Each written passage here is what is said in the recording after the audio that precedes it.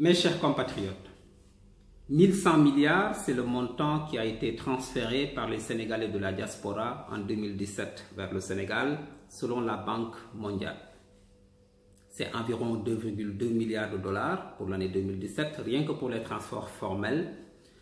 et qui place le Sénégal au 4e rang africain, derrière le Nigeria,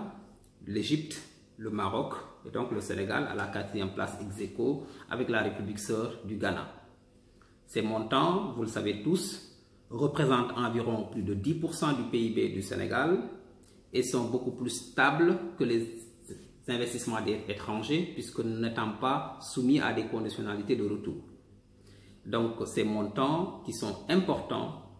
continuent de participer considérablement à la réduction de la pauvreté dans notre pays parce qu'il est démontré que les familles qui reçoivent ces transferts d'argent, les familles récipiendaires, augmentent leurs dépenses de consommation. Et je voudrais donc, à l'entame de mon propos, féliciter et rendre un vibrant hommage à tous ces enfants du Sénégal, absents du territoire national, mais dont les pensées et les prières convergent inexorablement vers notre commune patrie, le Sénégal. À tous ces enfants du Sénégal, je voudrais leur redire la fierté de tout un pays, de tout un continent, pour cette entreprise sacrificielle de réduction de la pauvreté.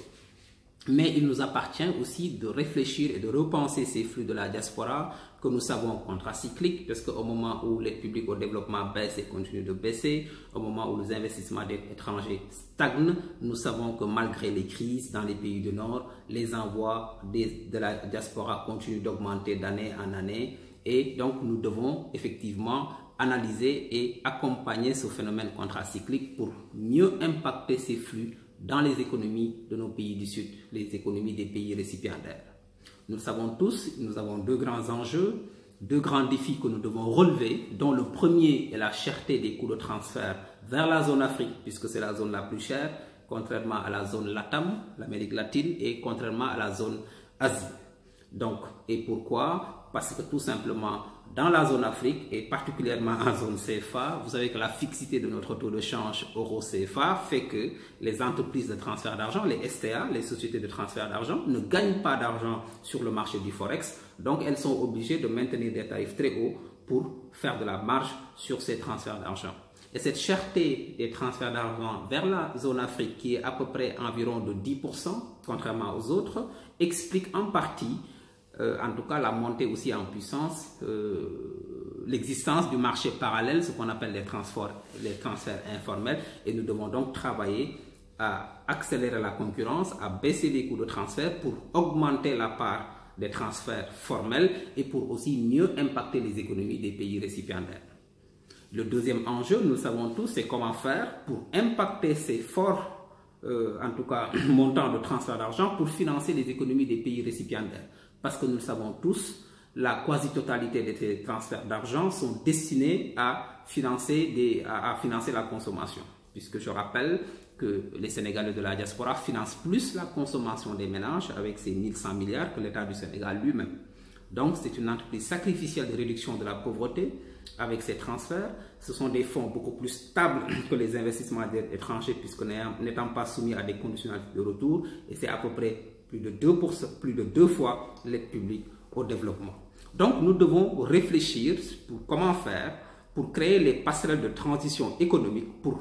une meilleure participation financière de la diaspora afin que ces flux puissent impacter de façon beaucoup plus perceptible les économies, afin que ces flux puissent être mobilisés et pour pouvoir financer les économies de nos pays du Sud. L'une des premières pistes que nous pouvons évoquer, c'est la bibancarisation, et de ce point de vue-là, le Maroc ou le Nigeria sont en train de faire des choses importantes. La bibancarisation qui doit permettre aux banques des pays du Sud d'aller sur les marchés du Nord et de pouvoir ouvrir des comptes bancaires dans le pays de résidence, donc depuis le pays de départ, pour que les banques des pays du Sud puissent capter directement de l'épargne là-bas et de pouvoir jouer avec l'épargne, et pour pouvoir en même temps créer des passerelles de transition économique pour financer des projets structurants, des projets de développement, comme les projets infrastructurels qu'on construit dans nos pays. Et donc, nous devons, réfléchir à la bibancarisation pour aller prendre des flux là-bas, dans les marchés du Nord. Deux, nous devons imaginer de nouvelles pistes de financement, de nouvelles sources, de nouvelles pistes de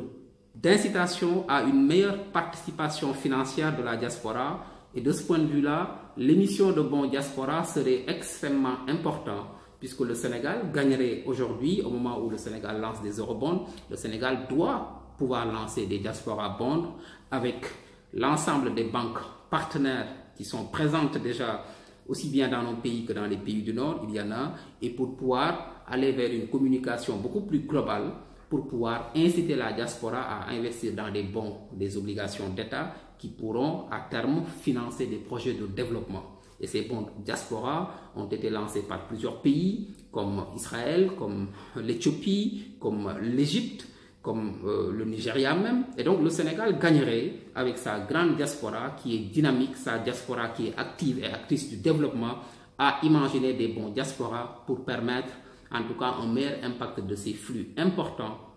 dans l'économie de notre pays. Et cela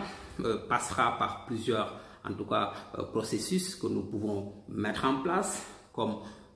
une banque dédiée à la diaspora, une banque de financement pour financer les activités de la diaspora, donc des transitions de passerelles économiques. Nous saluons effectivement le FAISE, le Fonds d'appui aux initiatives de la diaspora, qui est une initiative extrêmement noble, mais dont l'application pratique est plus politicienne, alors que le FAISE pourrait être un début dans la grande réflexion avant d'arriver en tout cas à la création de la Banque de la diaspora, et c'était le sens aussi du Fonds solidaire de la diaspora que nous avions théorisé il y a quelques années. Tout cela pour dire qu'aujourd'hui, l'Afrique doit penser, le Sénégal doit repenser son financement, et il y a de nouvelles sources de financement qui se posent à nous, et les envois de la diaspora constituent réellement une nouvelle source de financement de notre pays, et maintenant il appartient à nos pouvoirs publics de pouvoir le penser, de pouvoir réfléchir sur la vision et de pouvoir donner corps à cette vision qui doit permettre de penser la diaspora non pas juste comme un territoire électoral, mais comme une nouvelle source de financement de nos pays. Et cela, c'est possible. Les enfants du Sénégal, en dehors de nos frontières, ont un ancrage social extrêmement fort, et ensemble, nous pouvons et nous devons le faire pour mieux impacter et pour mieux financer l'économie de notre pays. Je vous remercie.